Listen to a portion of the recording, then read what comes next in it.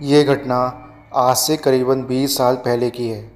मुझको आज भी अच्छे से याद है। इस घटना को मैं चाहकर भी भूल नहीं सकती। मैं जिस स्कूल की शिक्षिका हूँ, उस विद्यालय के पास ही एक आंगनबाड़ी हुआ करता था। काफ़ी पुराना जर्जर सा था, इसलिए वो हमेशा बंद ही रहता था और किसी को वहाँ जाने की अनुमति नहीं थी। मेरे विद्यालय के भूतपूर्व 5वीं कक्षा के विद्यार्थी, जो अब बहुत बड़े हो चुके हैं और अपने अपने स्नातकोत्तर की पढ़ाई भी पूरी कर चुके हैं, वे सभी विद्यालय के अवकाश के बाद वहाँ खेला करते थे। उस आंगनबाड़ी में जाने की मनाही थी, इसलिए उसके पास भी नहीं जाते थे। शनिवार को विद्यालय सुबह के 7 बजे से दोपहर के 1 बजे तक लगता था। उस दिन भी शनिवार का दिन था, इसलिए दोपहर 1 बजे सबको अवकाश दिया गया था और हर दिन की तरह वे सभी अपने घर जाने के पहले वहाँ खेलने लग गए और मैं विद्यालय के कुछ ज़रूरी कामों में व्यस्त हो गई। बाकी सभी अपने अपने घर जा चुके थे। 5वीं कक्षा में पढ़ने वाले बच्चों की संख्या 9 थी और वे सभी वहाँ खेला करते थे और उसमें से 8 बच्चे मेरे ही गांव, मेरे ही घर के आसपास रहा करते थे। पर एक बच्चा मेरे गांव के पास के गांव में रहता था। उस दिन वो विद्यालय नहीं आया था। ये उसकी अच्छी किस्मत कहूँ तो ज़्यादा अच्छा होगा। वो 8 बच्चे और मैं वहीं रुके। सभी बच्चे खेलने में व्यस्त और मैं काम में व्यस्त था। वो खेलते खेलते कब उस आंगनबाड़ी के करीब पहुंच गए, मुझको पता ही नहीं चला। पर आंगनबाड़ी पास होने के कारण उन सब की आवाज़ मुझको सुनाई दे रही थी, इसलिए मैंने भी ध्यान नहीं दिया। उनमें से सभी बच्चे बहुत ही शरारती थे और वो सब खेलते खेलते उस आंगनबाड़ी के अंदर जा चुके थे। कुछ देर बाद सभी बच्चों की आवाज़ें सुनाई देना भी बंद हो गई। मुझको लगा कि दूर जाकर खेल रहे होंगे और फिर ध्यान नहीं दिया। बहुत समय बीत जाने के बाद मुझको डर लगने लगा और मैं अपने काम छोड़ बाहर निकल आई और उनको ढूंढने लगी। जब आंगनबाड़ी के करीब पहुंची तो मुझको रोने की आवाज़ सुनाई दी। मैं घबरा गई। मैं समझ गई थी कि वे सभी अंदर गए हैं। मैं बिना समय गंवाए उनके पास उस आंगनबाड़ी के अंदर गई और वहाँ उन बच्चों को देख मेरे तो होश ही उड़ गए। वे सब वहाँ नीचे बैठे रो रहे थे और एक बच्चा नीचे बेहोश पड़ा था। मुझको कुछ समझ नहीं आया और मैं तुरंत उस बच्चे को गोद में उठाई और सब बच्चों को बाहर लेकर चली गई। हम सब विद्यालय के अंदर आ गए थे। मैंने उस बच्चे को होश में लाया, पर होश में आते ही वो उठकर रोने लगा। मैं बहुत डर चुकी थी, इसलिए मैं तुरंत एक बच्चे को कहकर उसके पापा को बुलाने भेज दिया। उसके पापा आए और उसे लेकर घर चले गए। उसके बाद में विद्यालय बंद कर बाकी सब बच्चों के साथ मैं घर आ गई। शाम के 4 बज चुके थे। मैं वहीं सब सोच सोचकर परेशान हो रही थी। तभी पास में रहने वाला एक मेरा विद्यार्थी, जो उस समय उनके साथ ही खेल रहा था, भागते हुए मेरे घर आया और कहा कि चलो, नंद किशोर को कुछ हो रहा है। मैं कांपते हुए उस बच्चे के घर गई। मैंने देखा वो बच्चा बिल्कुल ठीक एक कमरे में बिछी चारपाई पर बैठा कुछ खा रहा था और पास में उसकी माँ बैठी रो रही थी। मैं समझ नहीं पाई कि हुआ क्या। देखने में सब तो ठीक था, फिर क्यों उसकी माँ रो रही थी। मैंने बाहर निकाल कर उसकी माँ से पूछा कि क्या हुआ है। नंद किशोर तो बिल्कुल ठीक है, फिर आप क्यों रो रही हैं। उसकी माँ ने जो बताया सच मानिए, वो सुनने के बाद किसी के भी हाथ पैर कांपने लगेंगे। मेरे भी हाथ पैर कांपने लगे। मैं कुछ बोलना चाहती थी, पर मुंह से आवाज़ ही नहीं निकल रही थी। मैं भागते हुए अपने घर पहुंची और किसी को कुछ बताए बिना चुपचाप अपने काम में लग गई। खाना बनाते समय मेरी माँ ने मुझसे पूछा कि क्या हुआ है, तो मैंने विद्यालय से लेकर शाम तक की सारी घटना उनको बताया। वो भी सुनकर चुप हो गई थी। अगले दिन रविवार की सुबह नंद किशोर को पास के एक गांव में एक पंडित के पास लेकर गए और उनको सारी घटना बताई। मैंने शनिवार की शाम को नंद किशोर जब चारपाई पर बैठा कुछ खाते हुए देखा था। तब उसकी माँ को पूछा तो उन्होंने कहा कि नंद किशोर उनके ही घर के मुर्गे का गला मरोड़कर उसको काटने लगा और उसके टुकड़े को खाने लगा। ये सारी बात भी पंडित को बताई गई। पंडित ने उस बच्चे के जन्म की कुंडली देखी और कहा कि बच्चा शीतल छाया का है। शीतल छाया के बारे में मुझको कुछ ज़्यादा समझ तो नहीं है, बस इतना पता है कि इस छाया के लोगों को बुरी नज़र बहुत जल्दी लगती है। पंडित जी उस बच्चे को वहाँ के अंदर हुई घटना के बारे में पूछा तो उसने बताया कि जब सब खेल रहे थे तब वो अंदर से किसी की आवाज़ सुनकर वो अंदर गया और उसे अंदर एक औरत अपने बच्चे के साथ बैठी रोती हुई दिखी और उसे अपने पास बुला रही थी। वो पास जाकर उस बच्चे का हाथ पकड़कर अपनी ओर खींचा, तभी वो औरत बहुत ज़ोर से हंसने लगी और उसका बच्चा नंदकिशोर के हाथ में ज़ोर से काटकर वहाँ से गायब हो गया और वो बेहोश हो गया। ये सब सुनने के बाद पंडित जी ने सोमवार की सुबह उसको दोबारा आने को कहा कि घर जाने के लिए कहा और कहा कि शाम होते ही उसे सुला दिया जाए। सब ने हामी भरी और अपने घर को आ गए। ये बात पूरे गांव में फैल गई थी। सब ने तरह तरह की कहानियां बनानी शुरू कर दी थी। अगली सुबह सोमवार का दिन था। विद्यालय में छुट्टी दे दी गई थी। पंडित जी के कहे अनुसार सब नहाकर उनके पास जाने की तैयारी करने लगे। कुछ समय बाद वही पंडित जी एक बुजुर्ग महिला को साथ लिए गांव की ओर आते हुए दिखे। नंदकिशोर के पापा उन लोगों को आते देख घबरा गए और उनको अपने घर ले गए। घर पहुंचकर पंडित जी ने नंदकिशोर को बाहर जाकर खेलने को कहा। उसके जाने के बाद नंदकिशोर के पापा को ये सब देखकर रहा नहीं गया और उन्होंने पूछा कि क्या हुआ, आप यहाँ कैसे आ गए। पंडित जी ने बताना शुरू किया कि कल सबके घर चले जाने के बाद वो कुछ देर इस सब के बारे में सोच ही रहे थे कि वही बुजुर्ग महिला उनके पास पहुंची और उनको उस आंगनबाड़ी में रहने वाली उस औरत और उसके बच्चे के बारे में बताने लगी। उसने बताया कि जब वो 11 साल की थी तब उसके गांव में एक औरत थी, बहुत ही सुंदर और सुशील, कद काठी, रंग सब कुछ अच्छा था। उसकी सुंदरता से गांव के सभी पुरुष मोहित थे। इतनी आकर्षित करने वाली स्त्री सबको भाती है। कौन न चाहे ऐसी मनमोहिनी से बातें करना। परंतु सबको उसकी एक बात खलती थी कि वो शादीशुदा तथा एक बच्ची की माँ थी और एक बार पुनः 8 महीने की गर्भवती थी। उसके परिवार में वो, उसका पति, उसकी सास, ससुर और उसकी एक बेटी रहते थे। काफ़ी खुशहाल परिवार था। सास ससुर से कोई शिकायत नहीं, ना पति से कोई शिकायत, और तो और उसको भी बहू से बेटी बना लिया गया था। इससे बड़ी खुशी और क्या होती उसके लिए। उसका पति पास के शहर में नौकरी करता था। वो औरत भी पढ़ी लिखी थी, इसलिए उसके पास ससुर और उसका पति भी यही चाहते थे कि वो भी कुछ करे। एक दिन उसने बताया कि पास के गांव के आंगनबाड़ी में उसे बच्चों की देखभाल के लिए रखा गया है। बच्चों से लगाव होने के कारण वो मना नहीं की और तैयार हो गई। ये बात पूरे गांव में फैल गई।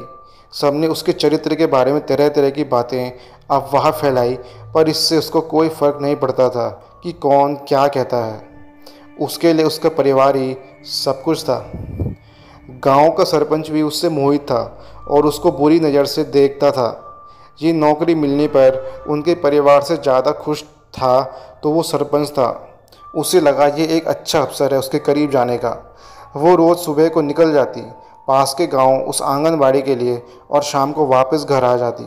कभी कभी वो सरपंच उसे आंगनबाड़ी छोड़ देने की जिद करता, पर वो मना कर देती। सरपंच कभी रास्ते में तो कभी आंगनबाड़ी में उसकी प्रतीक्षा करता, पर वो थी कि उसकी ओर देखती भी नहीं थी। ये बात सरपंच को बहुत खटकती थी।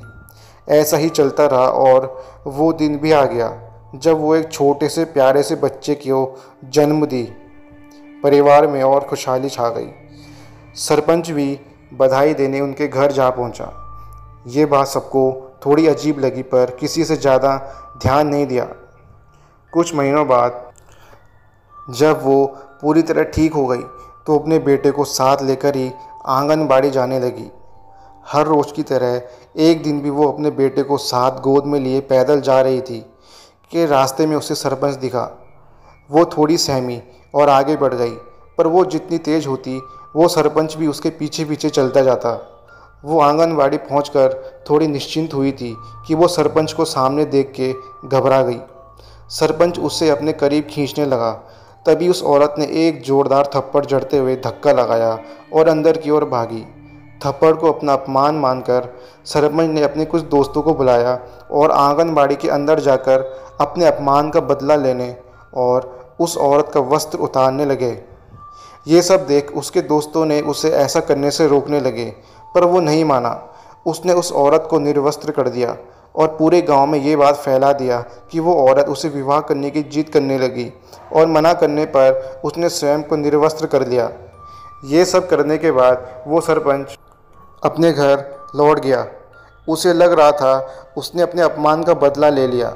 जब वो अपमान उस औरत के परिवार तक पहुंची, सब आंगनबाड़ी जा पहुंचे। वहां उनकी बहू की दुर्दशा देख सबको सारी बातें समझ आ गई थी।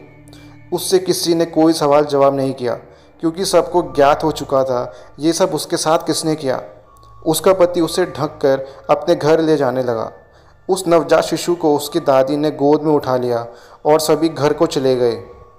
उस औरत ने ना किसी से बात की, ना किसी से नज़रें मिलाई। सब सच जानने के बावजूद भी उस सरपंच का कोई कुछ नहीं कर सका। वो तब भी आज़ाद और गर्व से घूम रहा था। कुछ महीनों बाद वो ठीक हो चुकी थी और एक दिन वो अपने उस बच्चे और अपनी 11 साल की बेटी के साथ आंगनबाड़ी गई। उसको उसके साथ हुई सारी घटना याद आने लगी, जिसे वो हर रोज़ भुलाने की कोशिश करती थी। कुछ समय ही हुआ था कि वो सरपंच आ पहुंचा, लेकिन किसी को भी उसके आंगनबाड़ी जाने का पता नहीं चला। आंगनबाड़ी के भीतर वो औरत अपने बच्चों के साथ थी। तभी उस सरपंच ने आंगनबाड़ी में केरोसिन डालकर आग लगा दी। देखते ही देखते आग चारों ओर फैल गई। भीतर तीनों को इस साजिश की भनक तक नहीं थी और बाहर आग की लपेटें उठने लगी। धीरे धीरे आग आंगनबाड़ी को निगलने लगी।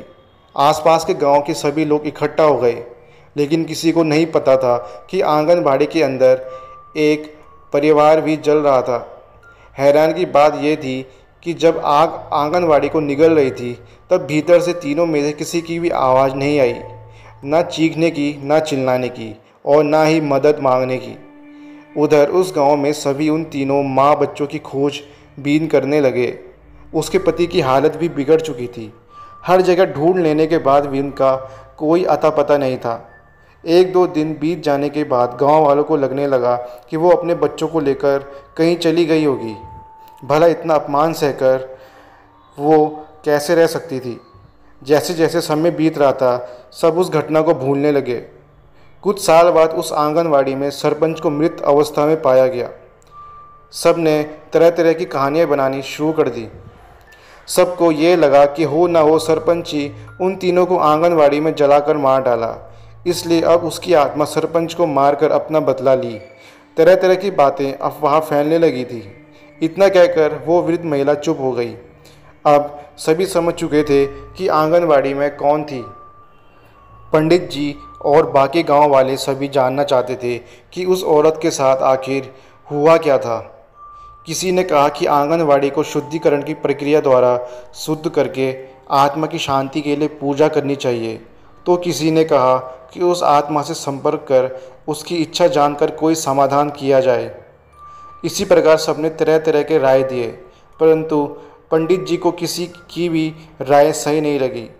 पंडित जी ने सभी से एक दिन का समय मांगा और सबको निश्चिंत होकर अपने अपने घर जाने को कहा। एक दिन बाद पंडित जी उस बुढ़िया के साथ उस आंगनबाड़ी में गए और उन्होंने वहाँ कुछ हवन सामग्री इकट्ठा कर हवन की तैयारी में लग गए। धीरे धीरे वहाँ गांव के सभी लोग जमने लगे। ये देख पंडित जी ने सबको वहाँ रहने से मना किया। नंद किशोर और उसके पापा वहाँ रुके और उनके साथ गांव के कुछ आदमी भी। पूजा प्रारंभ हुई। पूजा के बीच में एक अजीब डरावनी हंसी सुनाई देती थी, जिसको सुनकर रूह कांप जाती थी। जब पंडित जी ने उस बुढ़िया को कहा कि वो अब हवन में आहुति दे, तब गांव के सभी लोग ये सुन हैरान थे कि आखिर इन सब से उस बुढ़िया का क्या संबंध है कि उसे आहुति देने को कह रहे हैं। तब आहुति दी गई और एक आवाज़ आई किसी के रोने की, और वो आवाज़ सुनकर सब कांप रहे थे।